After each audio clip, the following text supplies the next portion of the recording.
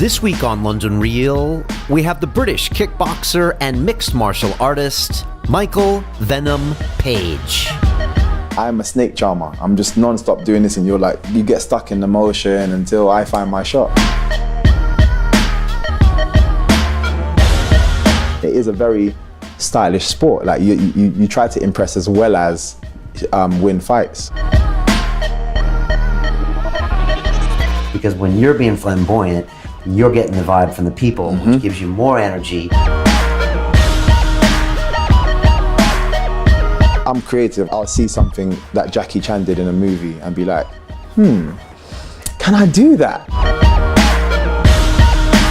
It feels like I'm in a different time zone sometimes. If someone throwing a punch, you're just so relaxed, you're just like.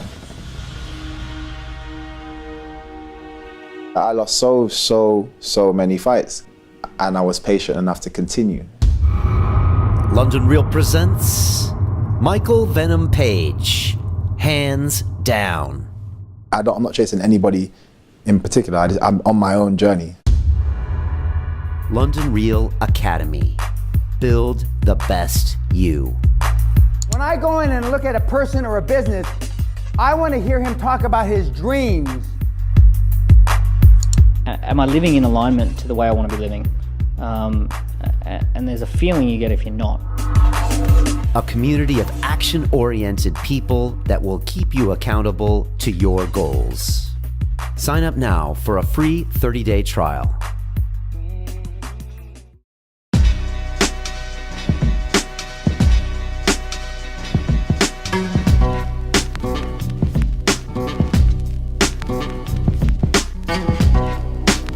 London Real, sponsored by Bulletproof. This week on the show, I have Michael Venom Page, who is a mixed martial arts fighter known for his hands-down karate point fighting background. He has an extraordinary style that's flamboyant, it's artistic, it's exciting, it's really the last thing you think of when you think of MMA in a traditional sense. He just has a style that we really haven't seen before, and he is racking up the wins. He is 8-0 now in his MMA career. He trains at London Shoot Fighters here in London, where I spent some time at over the years, a very serious gym. He fights for Bellator in the United States, and he is just really a fascinating young man. He is a martial artist first and a fighter second, and for me, you know, that holds a lot of weight because I appreciate the way that he carries himself as a man, being a martial artist. And if you are one, then you can spot him a mile away. And I was lucky enough to meet Michael at the Ido Portal movement experience here in London. And as soon as he walked in the door, I felt this vibe from this guy and the way he showed respect to Ido and just the way he carries himself, which is fascinating because in the ring, he is a different guy. He's known for holding his hand up above his head before he fights, as in victory, but I found out later it was also Venom. He has certain stylistic moves. Sometimes he knocks guys out, and before they hit the floor, he's already posing for the photographers.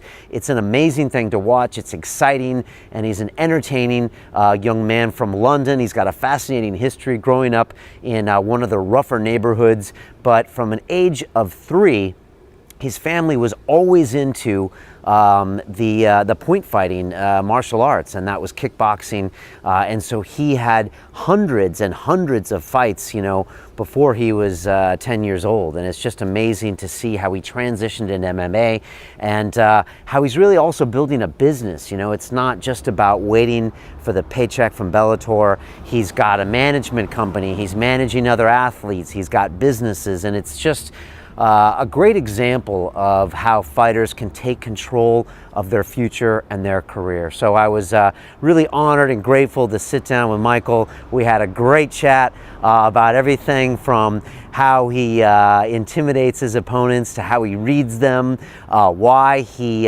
fights the way he fights. Sometimes it looks crazy, sometimes it looks slow, and he's going to teach you all about how he does that, including, you know, how he's had his success over the years and how he's not in a rush to have that championship fight. So I know you're going to enjoy this very much. Sit back and relax. If you haven't yet become a member of the London Real Academy, well, I don't know what you're waiting for.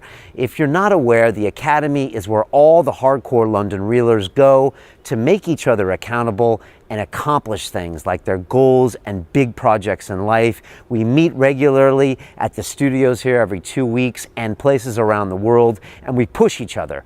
We demand results and we get them. This has been one of the greatest things that ever happened to me, getting this group of individuals together. We're a network that helps each other, that pushes each other, and we also watch all the premium content that you don't get to see, like our event with Dan Pena live at the Ritz, our event with Phil McKernan at the studio, and all the Success Secrets video series from each one of my guests, including this one for Michael. If you want to see that, all you have to do is sign up as a founding member of the Academy. There's a 30-day risk-free trial. If you want to just jump in and take a look, kick the tires, you can always have your money back. So come check us out. There's a social network in there. You can send me a private message, and it's really incredible. So I hope to see you there on the inside. And in the meantime, relax and enjoy this amazing fighter, this really serious young man. And, a few years from now, we'll be watching this and thinking, wow, we knew him then. So enjoy.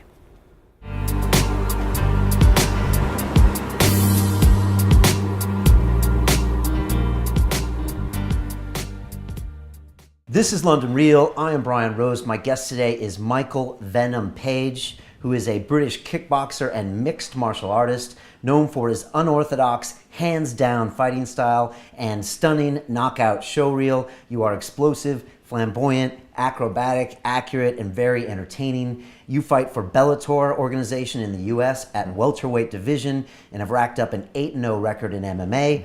People have called you the Anderson Silva of the UK, and Anderson Silva has called you the real deal. Michael, welcome to London Real. Thank you very much, man. Thanks for having me on the show. It's a pleasure to have you. I've got a soft spot for mixed martial arts, and I trained many years in jiu-jitsu, and I was thinking about the different people I had over the years. We've had Dan Hardy here, Hodger Gracie, Colossus Thompson, Rosie Sexton. I was on Joe Rogan's show. We had John Anik from the UFC here. You saw my picture of Stitch. Duran.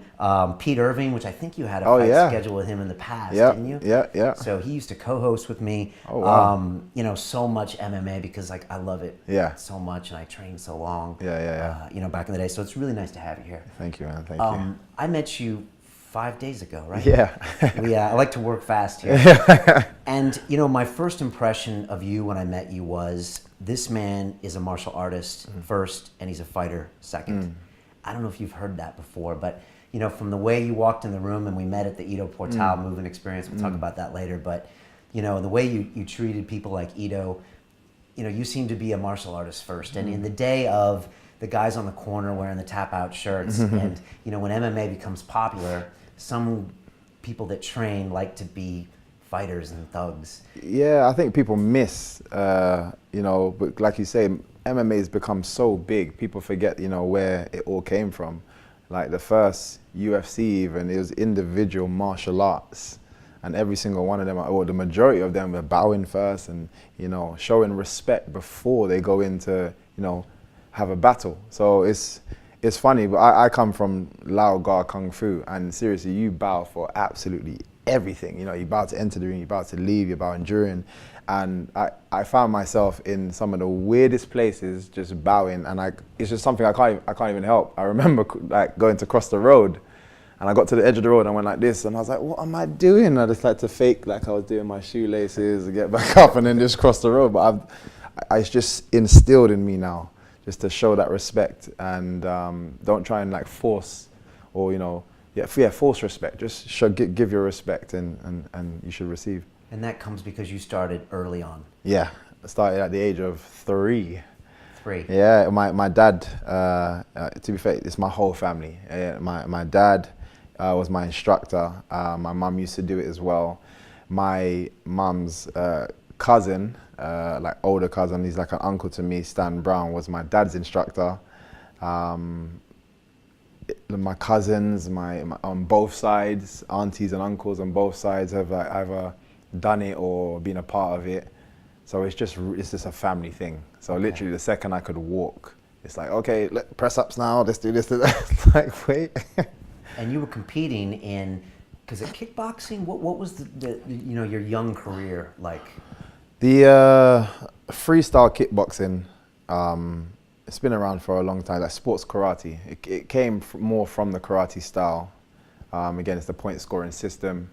Point scoring, as in if you hit a certain part of the body, Yeah. you get a point. Yeah. There's specific targets that they give you, which is the difference. Again, there's no, you can sweep and stuff, but there's actually no low kicks. Okay. There's no like knees or elbows. It's basically punching and kicking. And again, we do it waist up, bar the sweeps, but the sweeps are foot to foot. So, Okay. so there's a lot of rules to it, but once you actually understand the rules, it's very explosive. There's a lot of calculating going on. You know, you're constantly feeling each other out, distance. It's not just about getting in close and trying to land heavier shots.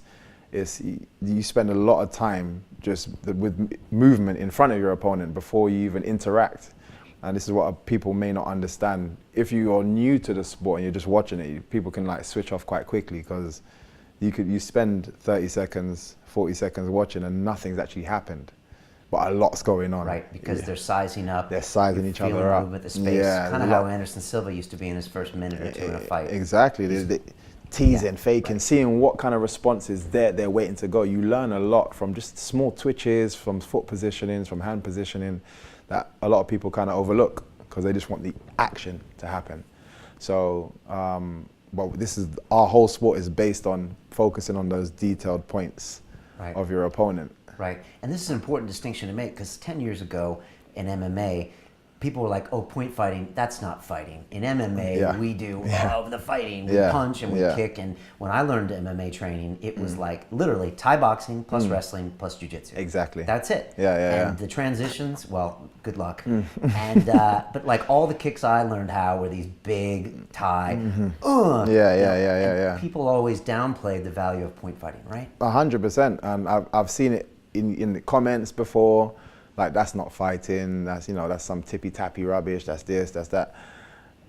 I accept it for what people's views from the outside, because initially, the same with jiu-jitsu, when jiu-jitsu first came in, everyone's like, they don't know, I don't understand what's happening, so it's better to just write it off and say that's rubbish than actually to try and figure out what's going on.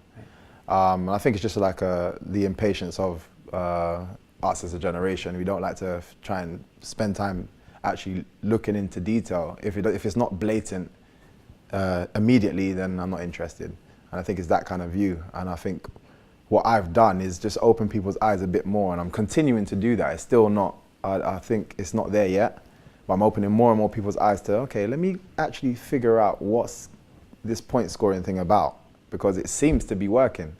So, and that's my goal. I really want to blow up the hands down style, and it is. People think it's just me. I'm like, no, you see just me because no one in MMA does it, and I'm the first to come over. If I was to bring you in my arena now, I'm talking kids like this, all bouncing around with their hands down, and it is a very stylish sport. Like you try to impress as well as win fights. Okay. Now, how many years did you do point fighting? I've been doing point fighting, first competition again, probably 5 years old, and right the way up until probably 23. Okay. So it's a lot. It's a lot, and we literally had competitions every weekend. There was always somewhere to go. We drove to Manchester, we was up in Birmingham, we flew to Scotland, every weekend there was something going on. Seriously, so sounds obsessive. Yeah, it was just something that I'd always do. Every weekend we get together. My dad would pick everybody up.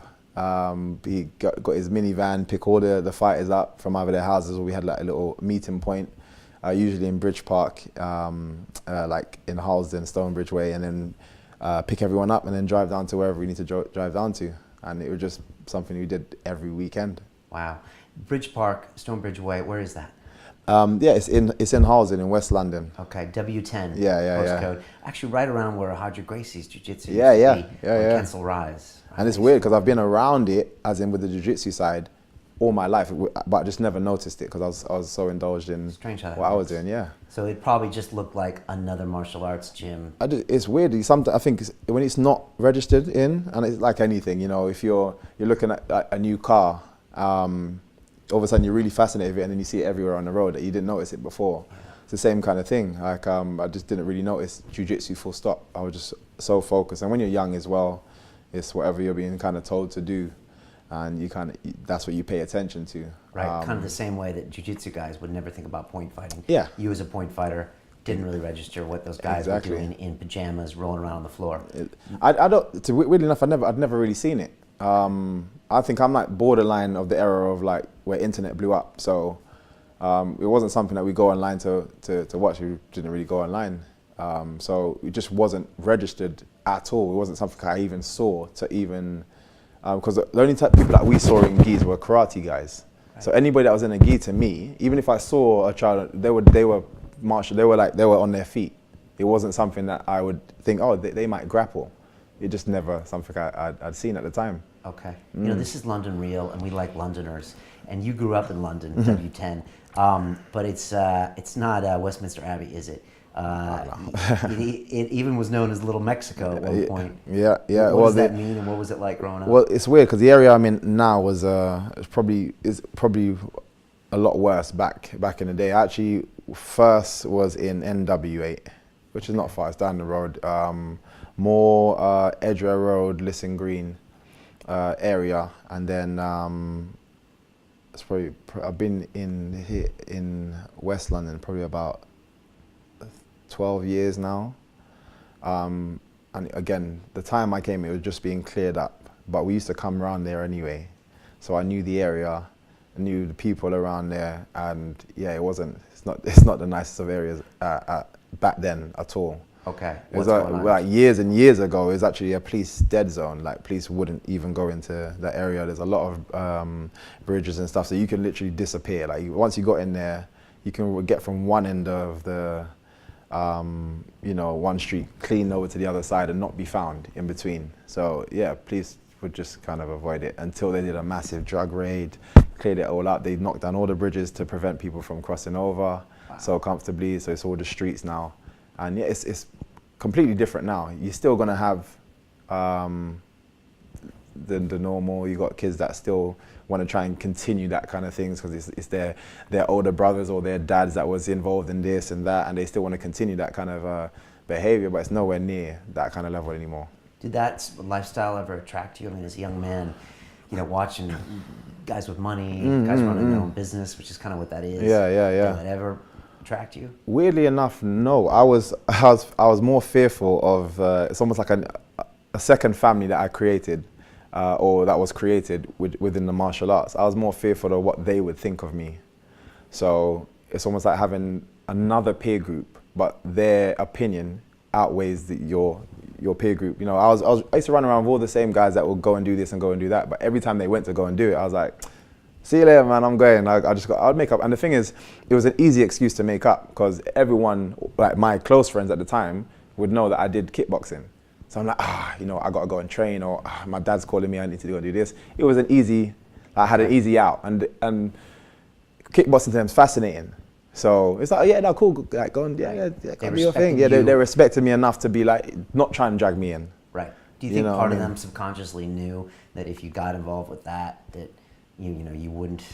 To be fair, I couldn't even don't understand what the mindset was. They just always been. I think it's just fascinating for them. It's combat. It's something that they can respect as well in their heads at the time. If I was to say I got to go and do ballet or something or this and that, and if they didn't respect it, they'd be like, nah. I think they would try to put more pressure on me to continue with what they're doing. But I think when they respect something as well, it's like, oh yeah, no fight, they go and do that. That makes sense. It's strange how we do that as men. Peter Irving, a good friend of mine, used to co-host with me, and he'd be like, Brian, I go to parties and all the guys want to talk to me and think I'm a big deal. He's like, I'm just a fighter. This is what I do. But I guess you get that. Yeah. It's the same thing. Like people, but I understand if you're into something and someone's doing well at it, and you're a supporter of that person. It's exciting to see them or be around it, you know what I mean? So I do understand. I understand it. Okay. And the friends you had when you were kids, are you still friends with them now? I speak to a lot of them. I speak to a lot of them still. And again, I think it's easier now with all the social media. I'm not as in touch with them as I was when I was younger. We don't spend a lot of time together at all. But in communication-wise, every now and again, you're like, oh, how's this going? How's that going? I do a lot of barbecues at my house. My mum's a very sociable person as well.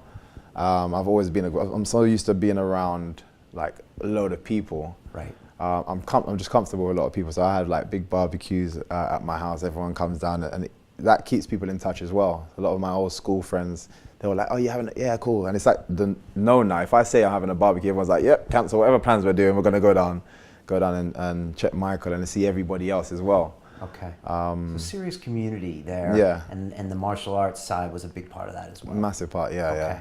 Talk to me about your style. I mean, you're going around doing, the point fighting. Like you said, it's already kind of has a flamboyance to it, right? And it's all about, I mean, you said one time, I feel extremely comfortable with movement and space. I mean, it really is about knowing where you are and being really aware and making very quick decisions. And also being patient as well. Okay. Because again, I'm so used to spending 30 seconds or, 30, 40 seconds and there is no interaction. Right, and we see that in your MMA fights sometimes, where you'll be doing things and you're moving slowing around. the pace around. It might look like an antic, but you're actually... Exactly. Okay. Exactly. And probably frustrating the other guy. That's another because thing in as MMA, well. there is no pauses, right? Exactly. That's what I mean. People want to, it's just bulls. They're ready to go. Yeah. And again, you can, same as a bull, I'm just doing this. I'm a matador, just like moving it around until the bull's like, you know what, I'm getting a bit restless of this. Yeah. Then I'm finding the right time to strike. How much do you think MMA fighters bring to the cage because of all the things they watched in the past? And like subconsciously, they're like, oh, this is the way an MMA fight goes, which means I have to constantly, be facing the opponent. I have to constantly engage. I don't think it's just them. It's just them. It's gonna come from your coaches, your gym. And this is one thing I was actually afraid of when I came over into MMA. I was like, if I'm gonna do it, I'm gonna do it my way. So if I came over and it didn't work, then I tried it. I would try something. I'd then go on and try something else. But I had to do it with my style. And I know boxing gyms that I've been to before, if they see you doing, they're really old school, man. Yeah. They love their way. Yeah. Really old school. And if you start doing any kind of antic at all, You're out. Yeah, forget that. Get out. Yeah, they're not interested at all. And that was one of my worries coming into MMA and joining it's getting the right gym. And to be fair, I feel like I found the right person because my coach is constantly learning, loves to adapt, loves to find new things to add to people's games. Right, and I want to get into where you train now. So let me just finish up with the point fighting. Were you the best then? Did you get to be the best at what you did? Yeah, you know what? I think my only real challenge, to be fair, later in the career, I didn't take it as seriously. I was getting frustrated for years before I actually pulled out. When I mean frustrated, I was getting frustrated with the lack of publicity you get for it, the lack of, I can't even say lack of funds, you pay to do it. Okay. Yeah, I mean, if I qualified for the World Championships and I paid to go and represent my country. And it was, there's a lot of frustrating features to that sport. And a lot of people, a lot of promoters that promise stuff and then that you never deliver. So my training went down and everything. So I win fights, but sometimes I was struggling to win fights later on just because I hadn't been training that way. It's just pure experience and knowledge that was carrying me through fights. But I think my main opponent, who's doing really well in Glory at the moment, is Raymond Daniels. Okay. He was like the American version of me. So anytime we got in the same arena, everyone was like, oh no, look, Raymond's here. They'll be going to him, be like, oh, Michael's here. Okay, so he was your nemesis. It was weird because like for the first couple of events, we didn't really talk to each other. So because of people talking, we had a bit of like, a bit off with each other. Like, you say hello and then you're gone, which is weird because our sport, you spend so much time traveling around with these people, even from different countries. Everyone's socializing and blah, blah, and then we go and fight. But for me and him, it was a bit off for a while. Then what happened when you fought? Yeah, no, fought is explosive. Like it was an amazing fight. A lot of like passion that went into the fights. Who but won? He won the majority of the fights. Okay. But I used to love fighting because, again, with a lot of people, they have a style, and once they get to a certain level, they stick to that style. They just try and refine that style. He has a style, yes, but he will doctor it. And I remember having a fight with him, and I was catching him out with certain moves. I'm like, yeah, cool. So the next time I went to fight him, I went to go back to that, and he changed it straight away. And there's people that if I figure out that move, this is where I got complacent and lazy sometimes. I'll go back to that person, and because I get away with doing this, because I register things. And because I fought you before, I'm like, okay, it's logged. And I get a bit more relaxed when I'm fighting you the second time. But I'll catch you out with exactly the same thing, and you don't adapt to it. Okay. But with him, it's a constant chess game, which I used to enjoy and respected as well. Okay. And it's just I think the one time after one of our fights, I'd literally injured both my wrists, both my ankles. I was in the airport trying to struggling, and he was like, oh, do you need help with that? I was like, oh, yes, please. And we sat down and spoke for about an hour before we flew, and we just connected. It was weird how similar we was in different things. And again, it's how much tension other people brought to it. And I was talking to him about the same thing. He's like, every time I got there, people were like, oh, Michael's here. And it just kind of got annoying. And you know what I mean? He then expressed it to that person. It had nothing to do with that person. But yeah, no, really good friend. So okay. So part of you inside was probably wondering, this is not a means to an end. This is not a career. What am I doing with my life? I'm not getting paid. I'm getting less than paid. Exactly. Is part of you seeing Mayweather and seeing MMA and saying these guys are getting paid to fight, or was it not that? No, it wasn't that, because again, I couldn't even see our sport as that far, so I couldn't even relate it to any of those other sports. So 100% Mayweather gets paid in comparison to everything. I think now that I'm in MMA, I feel the difference with boxing versus MMA. But when I was in our sport, because I was paying to do everything, every time you gave me a pound in MMA, I was happy because I wasn't getting, I had to pay for everything, you know, and to do something that I enjoyed so much and was doing so well at, again, representing your country, going around the world, I had to pay to do. Which again, after years of doing it, you just become accustomed to doing it. But then again, you don't take it as serious. Okay. You know what I mean? 2011, you decided, I'm going to go try MMA. I'm sure the point fighting community was like, what the heck are you doing? The MMA community probably was like, you're not a real fighter. Boxing guys are like, what the heck? It's definitely stay out of my gym. What was that transition like? Was it a hard decision to make? Yeah, it wasn't a hard decision to make. I was actually contemplating not just MMA, I was contemplating boxing. I was contemplating, going the glory route as well, like the Thai boxing. Right. With the Thai boxing, I said to myself, you know what, I don't believe it's going to take me too much to learn this, and I want to, learn something like new, completely new. I think boxing, I got a really good friend. Again, he's like one of the guys that kept me away from. He's like an older brother. Simon Lewis, he was amazing in kickboxing and went into boxing, done really well, but said to me there's a ridiculous amount of politics within boxing, and he's had to go through a lot of drama. And I was like, again, I don't want to go from one political arena to another one. So that's what kind of pushed me away from boxing. Okay.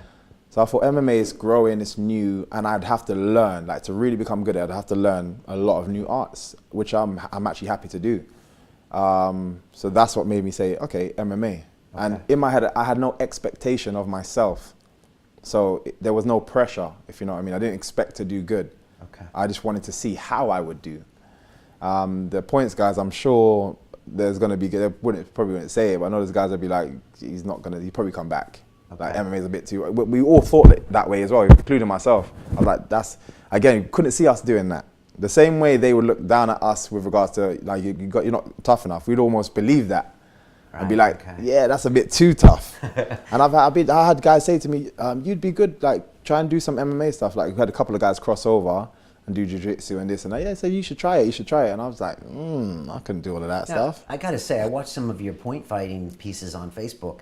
I mean, you guys hit each other pretty hard. Yeah. You're taking shots to the face. Yeah. I mean, it didn't, I was expecting something different. And because you're diving into each other, you're like, yeah, boom, there's big impact. So this is why, it's only until I felt getting hit in MMA when I was like, I've been hit as hard, if not harder, in some of my fights in points. So, like, seriously, what was I worrying about? Right. You know what I mean? Yeah. That's the thing that surprised me most when I watched those fights with you, is that there were hard hits, there were kicks to the face. You're wearing headgear, but headgear doesn't protect the face. Exactly, it's So for cuts and stuff. I was surprised. I mean, you know, some of the guys you fought were near knockout at some point, and all that was making me wince. And in a weird way, the volume of strikes is higher than in MMA. So I was like, all right, you know, these guys are tough. I think the volume of accurate strikes, because again, you can sometimes throw a lot in MMA, but miss, and then or spend a lot of time clinching and just have like small shots here. And they're heavy, but they're not the kind of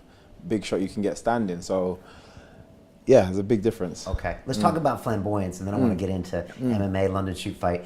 Were you the flamboyant guy in the point fighting? Like you said, it's already a style where you're moving around. 100%. 100%. It is a style where people are creative and they are flamboyant, but I would always take it to like another level.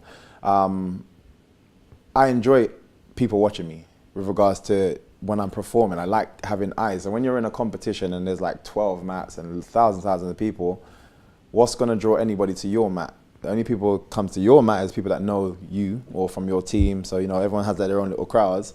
Until eventually, every time I stepped on the mat, everyone was like, yeah, let me go and see him. And, you know, it clears out half of the competition. And it's because I'm creative. When I'm in creative, I'll see something that Jackie Chan did in a movie and be like, can I do that? I mean, I'm sure I can make that work. He'll do like a cartwheel, he'll do this, he'll do like that, and I can make that work. Like, and I'll try it, and I'll go back to the gym. I'll try a move and be like, so close. And then my guys would be like, nah, I think if you put that leg there first and then do it, you might be able to get away with it. They would never try it, but they're like, you'd probably be able to. And again, I'd literally watch something, try it, and I've hit people jumping over like bicycle kicks. I saw that in 3 Ninja Kids. Like seriously, I'll just watch something, be inspired, and then try and translate that into my fighting. Okay, you do it so you're curious about the move, but you recognize the fact that ultimately fighting is entertainment, really. And so that's good that you realize that. Exactly, and you're open about that. Yeah. And I'm guessing it also puts you in a whole different mental space. 100%. And you're probably logging extra information when you're doing that crazy stuff. Probably a mental game to being flamboyant too. You know, you for me, it relaxes me so much that you have time. It puts me in it feels like I'm in a different time zone sometimes with regards to someone throwing a punch. You're just so relaxed. You're just like, okay. It's not everything's not a panic, and I'm not doing this. And again, one of the first things I drill with my if I'm teaching is how to be relaxed with people throwing punches at you. You stand still. I throw punches at you, and straight away you see people like, yeah. And that's, even though you can get more senior, that's still involved in you. That's still there. It's just not as obvious as it would a junior. And that's what I completely get rid of.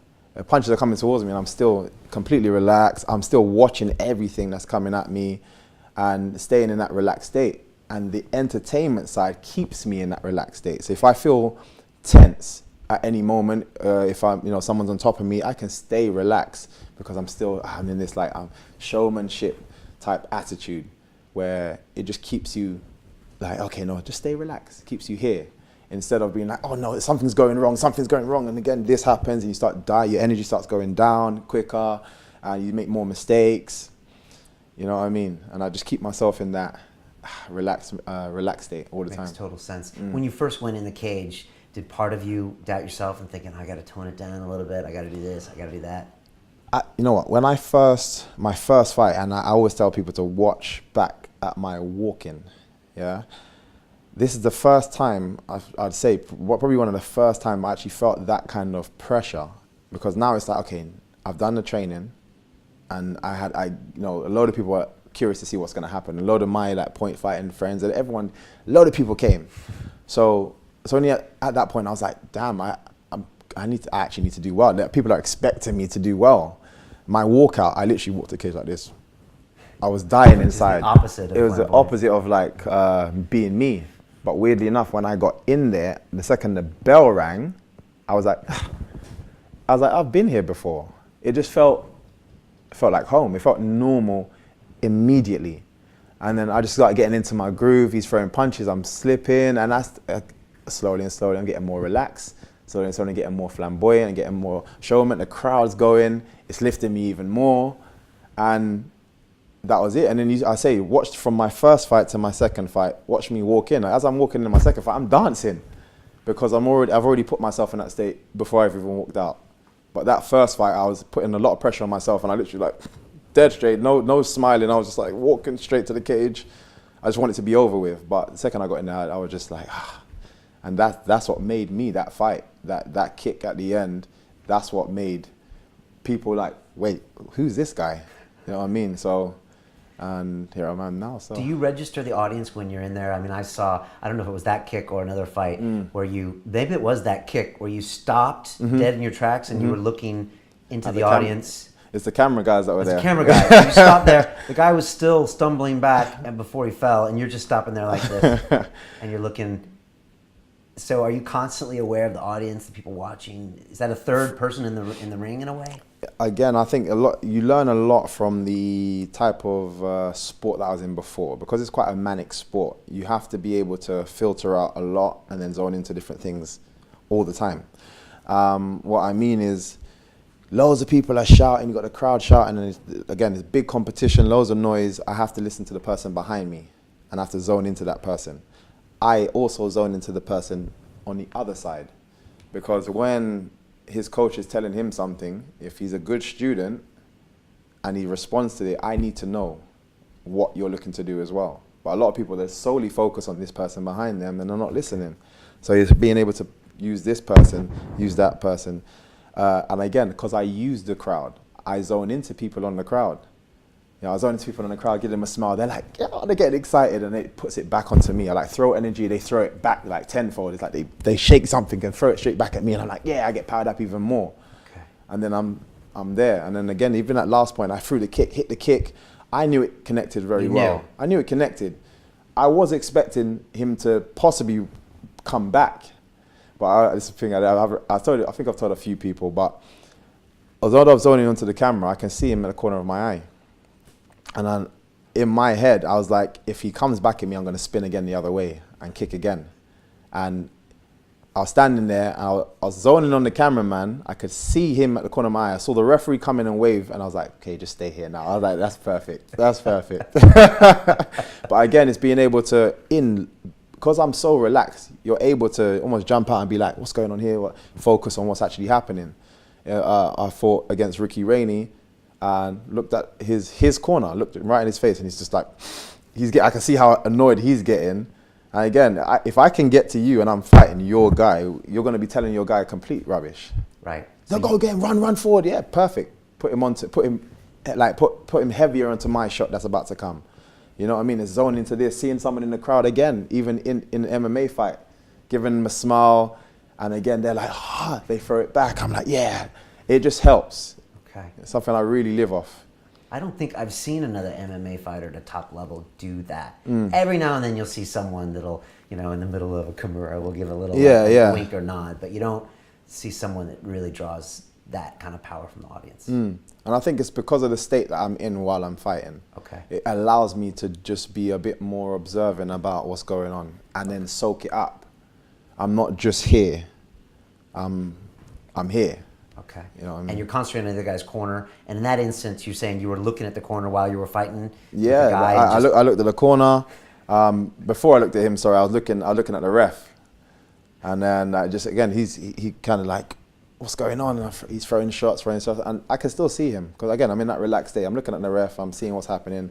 He threw a kick, I blocked it. And then I moved around. Then I looked at his corner. I smiled at his corner. And it's just frustrating. He just saw what happened. He's like, what's going on? I look at him. He's like, why are you looking at me? And then again, in my head, you know, whatever information you're going to give him is rubbish. I've done it at my in the gym when I first got there. And again, it's just about listening. My coach is standing on the side, and obviously he's got two of his fights, so he's giving both people information. And I've put pressure on my the guy I was working with. And my coach was like, circle, create some space, like circle around. So I stood there and I waited for him to circle, because I know if you're being a good student, you're going to do it. He was a good student, and there was a spin kick waiting for him. And I caught him clean, and it's funny because my coach laughed immediately. He was like, you were listening. I was like, you should be. But again, a lot of people only listen to the information that's being given to them, right. the information that's been given to the other side. Right, and that comes from your point fight. I think that comes more from the point side, Right. because you're in that like chess match. Someone's about to give you his potential next move, so it's something good to soak in. And I've seen other fighters do exactly the same. It's not just me. I've seen other fighters like listen in on what's happening on the other side to give them a bit more information. And sometimes they either force it or just back off, so they don't have that there for them. You have another signature move before the fight when they bring you out. You raise your hand. Yeah. Is that something you used to do in point fighting, or did you bring that into MMA? I actually brought that into MMA. I've never seen anyone else do that ever. In the MMA world, I don't believe so. Boxing maybe in the past, or no? I don't believe so. I But was getting in my head, like on fight night, after all the training you did, you're obviously matched in Bellator with very capable opponents. To actually still be in that mindset it's a nice place to be. Exactly. It throws people off. It's a statement of confidence before anything's even happened. We're about to enter something where any result can happen, and I'm telling you, I'm confident enough to go for it. And it's things that I've thought about before. It's a signature that I want people to remember. Things that I say, I want people to remember, because I think those are the kind of things that last. And one person I watch, because I've never really been into the too much talking trash beforehand. I've just never been into it. But again, a good friend of mine, Marvin, was always like, you're gonna have to use this kind of stuff some way. So I was like, well, yeah, you're right. And one person I watch, I probably sat there for about an hour plus on YouTube. And I used to watch him when I was younger anyway, is The Rock. And his relationship with his crowd is, I've seen nobody else do that. And in wrestling, you're talking about. Yeah, okay, right. in the entertainment wrestling, I've seen no one else do that. And obviously it's part of that culture, but I feel he was the best one. So I watched him, and he'd say he's got these one-liners, he's got this, he's got things that he would do, jump up on the rope, put his arm up, things that he would do. So I'm like, okay, that's the kind of stuff I wanna be associated. If I'm gonna do stuff beforehand, it's gonna be stuff that people are gonna remember. I've literally walked. We went out. I was with my friend. The security guy knew who I was. He's like, oh, MVP. Straight away, he did exactly what I do in my fights, and that is something that helped him remember me. And those are the things that I want to do. I'm not interested in like shouting and screaming at my opponent. Okay. I want the crowd to respond to me better. Okay, so no trash talking coming from you anytime. You're encouraged. You're encouraged to do it, and you again, are these days, right? Because we see the way it sells fights, yeah, especially exactly. in the last couple of years. Exactly. You're encouraged to do it, and again, up until a certain point, I'll do I'm an employee, so I'm gonna do what my business is asking. You're an employee, and you also own your own business. Exactly, but I'm gonna do what's good for business, for both for my employers and for myself. So I understand, the little bit, but I just feel some people try to go too far. You know what I mean? And this is where this is where for me my martial arts prevents me from. And I think it's good if you believe it, then do it. Because if I do it, it's not going to come across believable, which is, I don't believe it will sell well anyway. Because I'll be cringing inside while I'm saying it, because I don't like doing that to or disrespecting someone in that way. I can be cheeky and things like that, make a couple funny comments, which is fine. But then past that, I'm not that interested in doing so. For other people, it works, and I have nothing against it. Conor McGregor right now is the one that's killing it with regards to that. Yeah, he's the best. And even myself, I love watching him because it's congruent. That's the thing. And exactly. What you do is congruent, you're saying. Exactly. When you put that hand up, you believe it. Yes, it's your signature move. Yeah. And talking trash, to a certain extent, wouldn't be congruent with you. Exactly. And the public can see through that in a second. That's right? what I mean. If you truly believe it, then it will eventually show. And then again, people will switch off. So I think I had to do what's comfortable for me. And I think those one lines here, signature move here is way better than, for me, than all the trash talk beforehand. Do you have a mental process you go through the night of the fight or back in the room? Do you have anything that you kind of self-talk or anything that maybe you picked up over the years? I can't sleep properly at all. So things like slow music just helps me just stay relaxed. You can't sleep at all in general? Or It mainly coming up to the fight. I kick and punch I just wake myself up because I'm so ready to go. In your sleep? In my sleep, I'm like, I'm just waking myself up. I'm very twitchy at night because I'm just constantly, like, it's just in my head. It doesn't bother me at all, but I just like to listen to anything that can kind of just relax for a second. Okay. I'll relax. But at the same time, I come from a hectic sport. So it's actually weird because I'm used to being in an event and coaching somebody, and then someone calling my name, can you coach me as well? And I run over to the other side of the mat. Then the tannoy comes on, I hear my section, I'm like, I got to be prepared for that. Then someone's, oh, Mike, can you referee this fight? Oh, okay, run on the mat, referee. Oh, Michael, you're fighting. Oh, gosh, run, get changed, get warm quickly. Michael, jump, you're on now, run off. And then I have to switch it on there. So I'm used to doing it. I don't mind things being hectic. Okay. Some people need their own time. So I don't mind things being hectic because I switch a switch on when I need to go out, because of years of being forced to do it. Because again, the sport that I'm in is just so much going on. So if you've done a jiu-jitsu competition, it's the same kind of thing. There's a lot going on. And you get, because you spend so much time with these people, referees become to know you, they know your ability, so they ask you to help out and things like that. And there's just so much happening. And that's before you pick up your phone, if anything else is going on outside of that arena. So I'm just used to the hecticness, and I don't mind being a busybody before I fight because it's what I'm used to. Okay, but underlying in your body, there's a lot kind of going on and going through your head. Yeah. Your subconscious is probably going through scenarios. Going nuts, yeah. But it's not like you're sitting there and obsessed and worried about it. But, no. But you notice your nervous system and stuff going on. Yeah. I think it's just like saying it's just nerves before, the event. And no mental self-talk routine, like this is what I'm going to do, or? Literally when I'm in the back room, music. And that's it. I don't try and talk to myself in any way. Again, you have to find a pattern that will work for you, because I haven't been used to doing it that way. I don't want to force it. Yeah. So for me, listening to music just gets me pumped. I think music for me it can relax you. It can, scare you, can pump you up. So what I do is just put that fast-paced music on, rock, rap. I'm seriously, I'm changing tracks like a madman. Okay. Just it'd be clips of different tracks. I'm just going nuts, and then I change the track again, and I'm going nuts again, and I'm building myself up. Just before I might play a little bit of really dancey. I start dancing around in the back. I'm dancing, I'm relaxing, and then I'll go out because I put myself in that. Okay, I'm about to have fun. Let's go and have fun. Okay. You know what I mean? And you managed to keep that let's have fun mentality through all your fights in MMA? Every single one of them. Okay. Every single one of them. Okay. I'm always enjoying myself. Okay. Watch the rest of this fascinating interview. Click on the link below and go to londonrealacademy.com. There you can sign in with your social media, log in and watch the rest of the episode for free, along with all of our episodes on London Real, my webinars, and all of our premium content, all located over at londonrealacademy.com. So click on the link below. You'll be directed there and you can watch the rest of this fascinating interview, and I'll see you there.